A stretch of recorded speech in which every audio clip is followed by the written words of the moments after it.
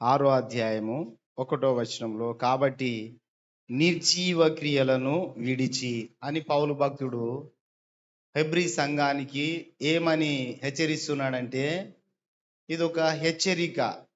ఏంటంటే నిర్జీవ క్రియలను విడిచిపెట్టాలి. అంటే ప్రాణము లేని క్రియలు, ప్రాణమున్న క్రియలు. నిర్జీవ క్రియలు అంటే జీవము లేని క్రియలు, పనికి రాని క్రియలు, పనికి రాని క్రియలు. మీకు ఒక విషయం చెప్తా. చికెన్ కాడికి పోయి ఒక చచ్చిపోయిన కోడిని అంటారా?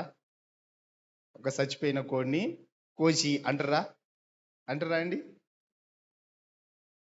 నిర్జీవ క్రియలంటే అలాంటి అన్నమాట. మంచిగా బతికున్న కోడి, బాగున్న కోడి ఎట్లా ఉన్నదాన్ని దాన్ని పరీక్షించి ఇది కొయ్యమని తీసుకొని వస్తారు కదా. అయితే ఈ లోకంలో మనం దేవుని నమ్మిన బిడ్డలము నిర్జీవ క్రియల వెంట పరిగెత్తద్దు. చచ్చిపోయిన కోళ్ళ వెంట పరిగెత్తినట్టుగా కొంతమంది చచ్చిపోయిన కోళ్ళ కొరకు కూడా కొట్లాడుతూ అంటారు, పరిగెత్తుతూ ఉంటారు. అయితే పౌలు భక్తుడు ఏమంటున్నాడంటే, నిర్జీవ క్రియలు, జీవము లేని క్రియలు, పనికి మాలిన క్రియలు, పనికి మాలిన అక్కరకు రాని క్రియలను మీరు వదిలిపెట్టండి అంటున్నాడు. నిర్జీవ క్రియలను విడిచిపెట్టాలి. అక్కరకు రాని ఏందో, అక్కరకు వచ్చేటి ఏందో మనకు దేవుడు తప్పకుండా బోధిస్తాడు. ఇది అక్కరకు రాందా, అక్కరకు వచ్చేదా అని నిజంగా దేవుని యందు భయం భక్తి కలిగి ఉంటే మనకు తెలిసిపోతుంది. అక్కరకు రాని వాటి కొరకు పరిగెత్తద్దు. అక్కరకు రాని వాటి కొరకు టైం హెచ్చించద్దు. పనికి రాని వాటి కొరకు మన యొక్క ధనమును హెచ్చించద్దు. పనికొచ్చే వాటిని మనం చెయ్యాలి. ఏవి పనికి వచ్చేటివి, ఏవి పనికి రానివి దేవుడు మనకు బోధిస్తూనే ఉన్నాడు. పనికి వచ్చే వాటి కొరకే మనం పరిగెత్తాలి ప్రియమైన దేవుని బిడ్డలారా. కాబట్టి పౌలు భక్తుడు అంటాడు, నిర్జీవ క్రియలను విడిచిపెట్టాలి. ఎంత నిర్జీవ క్రియలు, జీవం లేని వాటిని పట్టుకొని తిరుగుతామో అంత కంపు వాసన వస్తూ ఉంటుంది, అంత ఫెయిల్ అయిపోతూ ఉంటాం, అంత అసహ్యంగా బ్రతుకుతూ ఉంటాం. ఎప్పుడైతే పనికి రానివి ఏవైతే వదిలిపెడతామో అంత ముందుకు దూసుకొని వెళుతామని పౌలు భక్తుడు అంటున్నాడు. ఆయన అంటాడు, మారు మనస్సు పొందుటయు. ఎప్పటికీ మారు మనసు పొందండి. ఇంకెప్పుడు మారుతారు? మారు మనసు పొందండి, అదేంది ఇదేంది అని ఊకే హెచ్చరికలు పొందడం కాదు, మార్పు చెందాలి. అదే నిర్జీవ క్రియలను వెంట పెట్టుకొని పోవడం కాదు. జీవము కలిగిన క్రియ ఏంటంటే, ఎప్పటికీ మారు మనసు పొందు. నీ జీవితం ఎప్పుడు మారుతుంది, నీ బ్రతికెప్పుడు మారుతుంది, నీ క్రియలు ఎప్పుడు మారుతాయి అని ఊకే హెచ్చరిక పొందడం కాదు, ఊకే హెచ్చరికల కొరకు చూడడం కాదు, ఊకే హెచ్చరించబడడం కాదు, మార్పు చెందిన జీవితము కావాలంటున్నాడు. చూడండి, ఆ మారు మనసు పొందుటయు దేవుని యందలి విశ్వాసమును. ఎప్పటికీ విశ్వాసముంచు అనడం కాదు. ఆల్రెడీ మనము ఎన్నో సంవత్సరాల నుంచి ప్రభువు నమ్ముకుంటున్నాం. విశ్వాసములో మనం ఎదగాలి, మారు మనసు పొందిన అనుభవంలో ఎదగాలి. అది జీవము కలిగిన క్రియ, అది నిర్జీవ క్రియ కాదు. మారు మనసు పొందిన అనుభవంలో మనం ఎదగాలి, విశ్వాసములో మనము ఎదగాలి. ఎప్పుడు విశ్వాసం ఉంటుంది? ఇంకా నీకు విశ్వాసం ఎప్పుడు వస్తుంది అనే హెచ్చరికలోనికి తెప్పించుకోవద్దు. మనం ఆ మాట పలికేటట్టుగా చేసుకోవద్దు. విశ్వాసములో ఎదుగుతుండాలి, మారు మనసు పొందిన అనుభవంలోనికి ఇంకా ఎదుగుతుండాలి. ఎప్పుడు మారుతావు? ఎప్పుడు జీవితం మారుతుంది? నీ క్రియలు ఎప్పుడు మారుతాయి? ఇంకా పాత జీవితమేనా అని హెచ్చరించేటట్టుగా ఉండద్దు. ఇన్ని సంవత్సరాల నుంచి మనం ప్రభువుని నమ్మినాం కదా, ఎప్పుడు ఇక అవే కాకుండా పౌలు భక్తుడు అంటాడు, హెబ్రీ సంఘానికి రాస్తాడు, ఎప్పుడు మారు మనసు పొందుతావు నువ్వు? ఎప్పుడు తాగుడు బంద్ చేస్తావు? ఎప్పుడు నీ జీవితం మారుతుంది? ఎప్పుడు ఆ బూతులు మానుతావు? ఎప్పుడు ఆ కొట్లాటలు మానుతావు? ఎప్పుడు లోకానుసారమైన మాటలు ఎప్పుడు మారుతావని హెచ్చరిక పొందడమే కాదు, మారు మనసు పొందిన జీవితము జీవము కలిగిన జీవితము. లేకుంటే విని విని విని మారు మనసు పొందకపోతే చచ్చిన స్థితిలో నిర్జీవ క్రియలలో ఉన్నట్టు. కాబట్టి ఎప్పుడు విశ్వాసం వస్తుంది? ఇంకా విశ్వాసములో బలపడాలి, విశ్వాసపు క్రియలు చేయాలి, విశ్వాసం ద్వారా అద్భుతాలు చూడాలి, విశ్వాసం ద్వారా ఆశ్చర్య కార్యాలు మనం చూడాలి, విశ్వాసంతో పలకాలి, విశ్వాసంతో కుటుంబాలు కట్టుకోవాలి, విశ్వాసంతో జీవితము నిలబడాలి. కానీ ఇంకా విశ్వాసము మొదటనే ఉంటే ఇంకెన్ని సంవత్సరాలు మారకుంటుంటాము అని పౌలు భక్తుడు అంటున్నాడు. మారు మనసు పొందుట, విశ్వాసము, తర్వాత బాప్తిస్మములను గూర్చిన బోధయు. బాప్తిస్మాలను గూర్చిన బోధేనా ఎప్పటికీగా? ఎప్పుడు నీ పిల్లలకి ఎప్పుడు బాప్తిస్మం ఇస్తావు? నువ్వెప్పుడు బాప్తిస్మం తీసుకుంటావు? ఇలాంటియే మొదటనే ఉండద్దు. ఇవన్నీ మొదటివి. ఇవన్నీ ఏంటివి? అందరు చెప్పండి. మొదటివి. మొదటిది ఏంటిది? మారు మనసు. రెండోది విశ్వాసము, తర్వాత బాప్తిస్మము. ఇవన్నీ ఏంటి? మొదటి క్రైస్తవులకు, ఫస్ట్ నమ్ముకున్నోళ్ళకి ఇవి. ఎవరికి? ఫస్ట్ నమ్ముకున్నోళ్ళకు. ఇప్పుడు మనం నమ్ముకొని ఇన్ని సంవత్సరాలైంది, ఇంకా విశ్వాసంలో ఉండు, విశ్వాసంలో ఉండు. విశ్వాసం ఎప్పుడు అభివృద్ధి అవుతుంది? ఎప్పుడు మారు మనసు పొందుతావు అనంటే ఎదగనట్టే. మారు మనసు పొందుటయు, విశ్వాసము, బాప్తిస్మము, హస్త నిక్షేపణమును.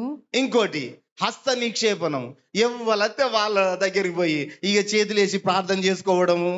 నువ్వెప్పుడు చేసి ప్రార్థన చేస్తావు? మనం ఎక్కడికి ఎదగాలి అనంటే, మారు మనసు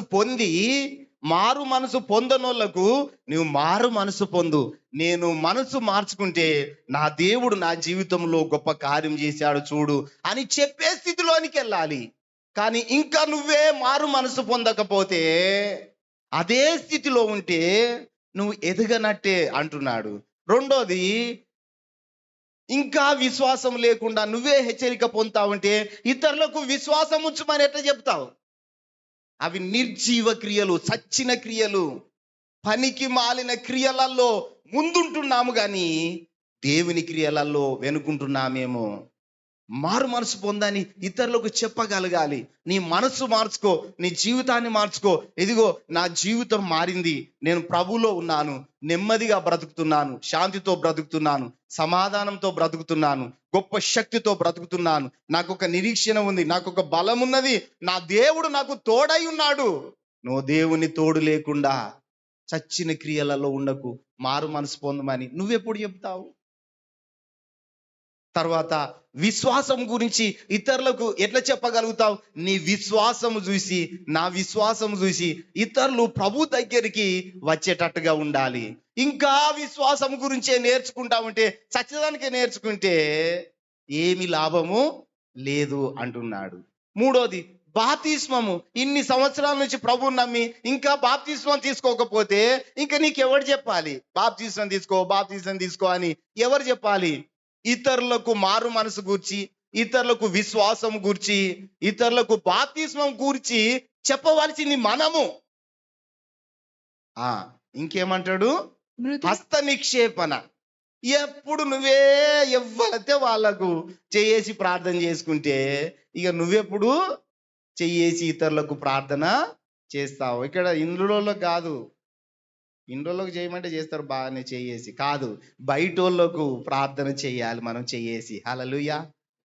నువ్వు అనాలి, సువార్త చెప్పి, మరి నేను నీ మీద చేసి ప్రార్థన చేస్తా, నువ్వు మంచిగా అవుతావు, నమ్ముతావా, మారు మనసు పొందుతావా, విశ్వాసం ఉంచు, నీ మీద చేసి ప్రార్థన చేస్తా అనే లెవెల్లో ఎదగాలి. హల్లెలూయా. హల్లెలూయా చెప్పరు మీరు. ఆ నోటికి రాదు. మాట్లాడమంటే మస్తు మాట్లాడతాం మనం. బయట మస్తు పలుకుతాం, చిలుక పలుకులు, మస్తు డంబాలు కొడతాం. బయట ఎవరికైనా చేసి ప్రార్థన చేయండి.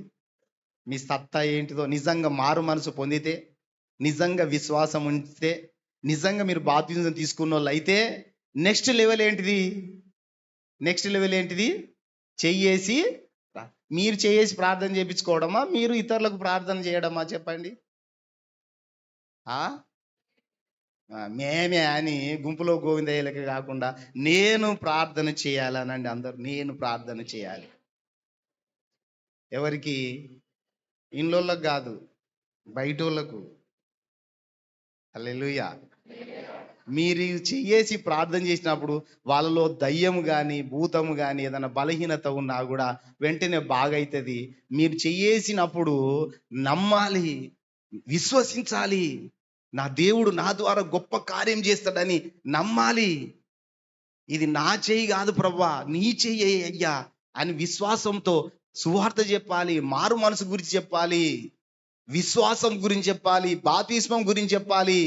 నీకు ఏదైనా బలహీనత ఉన్నదా, రోగం ఉన్నదా, నెమ్మది లేదా, నేను చెయ్యేసి ప్రార్థన చేస్తా, దేవుడు గొప్ప కార్యం చేస్తాడు. చెయ్యేసి ప్రార్థన చేయడు కానీ నెట్టి పడేసి దయ్యం పోయింది అనుకొని సంతోషపడకండి. నెట్టేయకండి మీరు.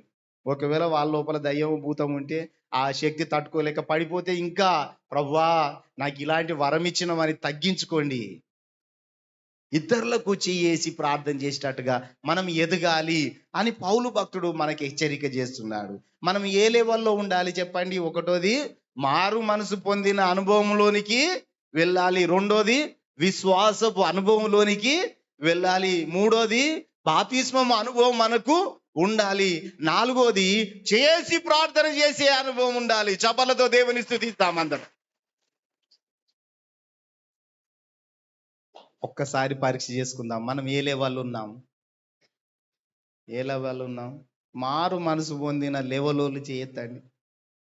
మారు మనసు పొందిన లెవెలోళ్ళు ఎవరు లేరా? ఓ నాయన నేను 30 సంవత్సరాల నుంచి మీకు సేవ చేస్తానా అట్లా అంటే ఎత్తుతారా? అట్లా అంటే ఎత్తుతారా? నిజంగా మారు మనసు పొందిన వాళ్ళు చేయొద్దండి. నేను మారు మనసు పొందిన ప్రభువు నమ్ముకున్నా. తర్వాత విశ్వాసపు లెవెల్లో చేయొద్దండి. విశ్వాసపు లెవెల్లో బాప్తిజం తీసుకున్న వాళ్ళు చేయొద్దండి. బాప్తిజం తీసుకున్న అయితే ఇప్పుడు ఒక చిన్న పరీక్ష. ఇతరులకు చేసి ప్రార్థన చేసిన వాళ్ళు ఎవరన్నా చేయొద్దండి. ఇతరులకు చేసి గుడ్, నాకు హ్యాపీగా ఉంది. హల్లెలూయా. అయితే ఇంకా కొంతమంది ఉన్నారు కదా, వాళ్ళు కూడా ఆ లెవెల్లోనికి వెళ్ళాలి. హల్లెలూయా. ఇతరులకు చేసి ప్రార్థన చేయడమే కాదు, మళ్ళా మారు మనసు పాతమని నిర్జీవ క్రియలోనికి వెళ్ళద్దు. నిజంగా చేసి ప్రార్థన చేసిన వాళ్ళు ఎట్లుండాలి? జీవము కలిగిన క్రియలు చేసేవారై ఉండాలి. అప్పుడు సంఘము అభివృద్ధి అవుతుంది, సంఘము విస్తరిస్తుంది. సంఘస్తులను ఇతరులను తీసుకొని రావాలి. దేవుని మారు మనసును గురించి బోధించాలి. సంఘము విస్తరించాలి అంటే మనము ఫస్ట్ ఎదుగుతుండాలి. ప్రియమైన దేవుని బిడ్డలారా, మన కుటుంబాలు ఎదుగుతుండాలి. ఇతరులు ఎవరైనా బాధలో వేదనలో ఉంటే మన చుట్టుపక్కల వాళ్ళకు నేను సువార్త చెప్తా అని ఒక భారము మనకు రావాలి. వాళ్ళ మేము చేసి ప్రార్థన చేయాలి. తర్వాత ఏమంటాడు? మృతుల పునరుత్థానమును మనమే బోధించుకోవడం కాదు, మృతుల పునరుత్థానము. అందరు చెప్పండి, మృతుల పునరుత్థానము. మృతుల పునరుత్థానం అంటే సచ్చినోళ్ళు బ్రతుకుతారు. ఎప్పుడు? యేసయ్య వచ్చినప్పుడు సచ్చినోళ్ళు ఏమవుతారు? బ్రతుకుతారు. హల్లెలూయా. సచ్చిన వాళ్ళు బ్రతుకుతారు. యేసయ్యలో ఉన్నవాళ్ళు బ్రతుకుతారు. యేసయ్య వచ్చినప్పుడు ఆయనను ఎదుర్కొంటారు. ఇవన్నీ మనకు తెలుసా అండి? మనకు తెలుసా? మరి మనం ఇతరులకు చెప్పాలా వద్దా? మనమే లేవాలా?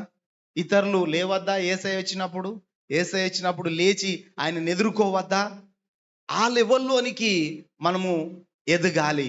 మనం అంచెలంచెలుగా ఆత్మీయంగా ఎదగాలి. డబ్బులో కాదండి ఎదిగేది, ఆస్తులలో కాదు ఎదిగేది. అవి ఎన్ని ఎదిగినా కూడా అవి విడిచిపెట్టిపోవాల్సిందే. విడిచిపెట్టాలా వద్దా? పట్టుకొని పోయే వాళ్ళు చేయొద్దండి. అవన్నీ పట్టుకొని పోతా అన్నవారు ఎవ్వరు పట్టుకొని పోరు. అయితే అవన్నీ విడిచిపెట్టవలసిందే. కానీ పునరుత్థానము గురించి బోధించాలి. యేసయ్య త్వరగా వస్తున్నాడు, ఆయన కొరకు మనం సిద్ధపడాలి. యేసయ్య రాజ్యము శాశ్వత రాజ్యము. యేసయ్య రాజ్యములో నివాసాలు సిద్ధపరచబడుతున్నాయి. ఎవ్వల కొరకంటే నీ కొరకు, నా కొరకే అని మనం సువార్త చెప్పాలి. ఇతరులకు చెప్పి నాతో నువ్వు ఉండాలని నాకు ఆశ ఉంది, నా స్నేహితునిగా, నా బంధువుగా, నా రక్త సంబంధిగా నాకు ఆశ ఉంది. నేను నమ్ముకున్న దేవుని నువ్వు నమ్ముకొని రక్షణ పొందాలని, మారు మనసు పొందాలని, బాప్తిస్మం పొందాలని, నాలాగా ఒక విశ్వాసివి కావాలని, నాలాగా ఇతరుల మీద చేతులుంచి నువ్వు ప్రార్థన చేయాలని, అలాంటి శక్తి దేవుడు నీకు కూడా ఇస్తాడని, అన్నిటికంటే ముఖ్యంగా యేసయ్య వస్తున్నాడు. మనం అందరము పునరుత్థానము ద్వారా యేసయ్య రాజ్యంలో ఉంటామని నాకు ఆశ ఉంది. నీకు కూడా ఉండాలి. పునరుత్థానములో నువ్వు కూడా పాలు పంపులు పంచుకోవాలని నా ఆశ ఉందని మనం తెలియజేసే లెవెల్కి వెళ్ళాలి. మనం ఏ లెవెల్కి వెళ్ళాలండి? మనము అరే ఉన్నది ఉన్నట్టుగానే మనం పోతే ఏం లాభం లేదు. అన్ని సంవత్సరాలు కుర్చీల మీద కూర్చొని నీకు నువ్వే బాధపడ్డావు, నీకు నువ్వే సంబరపడ్డావు, నీకు నువ్వే ఏదేదో అనుకున్నావు, ఊహించుకున్నావు. ఒక్కలకన్నా సువార్త చెప్పి నువ్వు పొందిన మారు మనసు, నువ్వు పొందిన విశ్వాసము, నువ్వు పొందిన బాప్తిస్మము, ఇంకా నువ్వే ఎప్పటికీ చేతులేసి ప్రార్థన చేయించుకున్నావు. ఒక్కలకన్నా నువ్వు ప్రార్థన చేసినవా?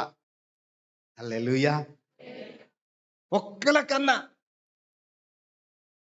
మరి ఇంకోటి ఉన్నది, అయ్యో భయపడకండి, కానీ నువ్వు చేసి ప్రార్థన చేస్తే వాళ్ళ దయ్యం మీ మీదకి వస్తుంది. ఎప్పుడు ఎప్పుడు నీకు శక్తి లేనప్పుడు. అందుకొరకే నీకు విశ్వాసం ఉండాలి. హల్లెలూయా. స్తోత్రం చెల్లిస్తా. హల్లెలూయా. ఒకసారి వచ్చింది, పౌలు దయ్యాలు నిలగొడతాడు, నేను కూడా దయ్యాలు నిలగొడతా అని ఒక 2-3 బయలుదేరినలాట. ఏడుగురు అనుకుంటా. 7 బయలుదేరి యేసునామంలో ఓ అనంటే పిరికి దయ్యాలు పారిపోతానట. అబ్బా మనకు కూడా వస్తుంది అనుకొని ఒక గట్టి దయ్యం దగ్గర పోయినట. యేసునామంలో ఓ అనంటే నాకు పౌలు తెలుసు, యేసు ప్రభు తెలుసు, నువ్వెవరు రా బచ్చా అన్నదట. అప్పుడు మనోళ్ళ తడాక చూడు, నువ్వెవర్రా, నన్ను యేసునామంలో బో అనే శక్తి నీ దగ్గర లేదు. నాకు తెలుసు నీ శక్తి ఏందో, నీ బతికేందో. నీకు మారు మనసు లేదు, నీకు బాప్తిజం లేదు, నీకు విశ్వాసం లేదు. నువ్వు యేసయ్య అంటే నీకే తెలియదు, ఆయన పేరు చెప్పి నన్ను ఎల్లగొడతావురా అని మీద పడి బట్టలు చింపితే దిగంబర్ల ఇవి పరిగెత్తిరి అని ఉంటది. ఎట్లానట? బజార్ల పరిగెత్తుతా అంటే ఓ అని మొత్తుకున్నాడట. ఓ ఏమైంది అనంటే ఓ గలిబిలైపోయిందట. ఏంది అనంటే వాడు యేసుప్రభు పేరు చెప్పేటోడా, గా పౌలు చెప్పితే ఇంటా. హల్లెలూయా. గా భక్తుడు చెప్తే ఇంట, నేను పోమంటే పోతా, ఈవిడు పోమంటే నేను ఎందుకు పోతా అని అన్నదట. కాబట్టి అది కూడా జాగ్రత్త చూసుకోండి. మా సామేలయ్య గారు చెప్పిండు, చేతులేసి ప్రార్థన చేయమన్నాడంటే మీరు ఉరుకుతా అంటే నేనెక్కడ గురికచ్చుడు? హల్లెలూయా. మరి ఆ నమ్మకం లేదా? లేదు, వాడిని ఓడిస్తా, వాడు నన్ను ధర్ముడు కాదు, నేను వాడిని ధర్ముతా అని ఒక ఛాలెంజ్గా తీసుకోవాలి. హల్లెలూయా. మిమ్మల్ని బెదిరిస్తలేను ప్రియ, నేను ప్రార్థన చేయ, మా అయ్య గారికి అంత శక్తి లేదండి.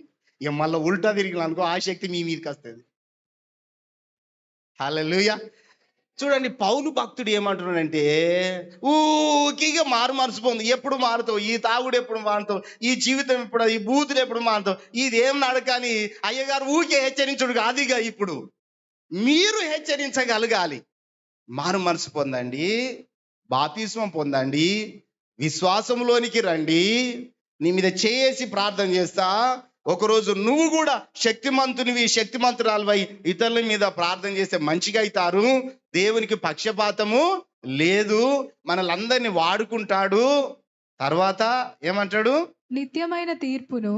పునరుత్థానము, నిత్యమైన తీర్పు. అందరు చెప్పండి, నిత్యమైన తీర్పు. ఏ తీర్పు అండి? నిత్యం ఒక తీర్పు ఉన్నది. మన క్రియలకు తీర్పు ఉన్నది. దేవుడు లెక్క అడుగుతాడని చెప్పగలగాలి మనం. నిత్యమైన తీర్పు ఉన్నది. తర్వాత అను పునాది మరల వేయక. ఈ పునాది మళ్ళీ వేసుకోకండి. ఇక ఏ పునాది? ఈ పునాదులు, ఇవి పునాది అన్నట్టు. ఊకే పునాదుల కాడనే ఉంటే కట్టేది ఎప్పుడు? ఇవి పునాదులు అన్నట్టు. వీటిని ఏమంటాడు? మారు మనసు పొందుడు, విశ్వాసం ఉంచుడు, చేసి ప్రార్థన చేసుకున్నాడు, ఇవన్నీ ఏంటి? ఇక పునాది లేదా కానే ఉంటామా? నాది పునాది అయింది, అయ్యగారు వచ్చి రిబ్బన్ కట్ చేయి అంటారా? ఏమంటారు? ఇల్లు కట్టేది ఎప్పుడనంటే ఇవన్నీ పునాది అన్నమాట. ఇల్లు వీళ్ళు నేర్పియాలని వాళ్ళు ఆ ఏడుపులు బంద్ చేసే లెవెల్ వరకు మనం వెళ్ళిపోవాలి. హల్లెలూయా. చూడండి, మీరు పాలు తాగవలసిన వారే కానీ బలమైన ఆహారము తినగలవారు కారు. ప్రేమైన దేవుని బిడ్డలారా, దేవుడు మనకు మంచి అవకాశం ఇచ్చాడు. హల్లెలూయా. మీరు పాలు తాగవలసిన వారే కానీ బలమైన ఆహారము తినగలవారు కారు. మరియు పాలు తాగు ప్రతివాడును శిశువే గనక. పాలు తాగే ప్రతివాడు ఎలాంటోడు? శిశువులా? మనం శిశువులమా? చిన్నోళ్ళమా? హల్లెలూయా.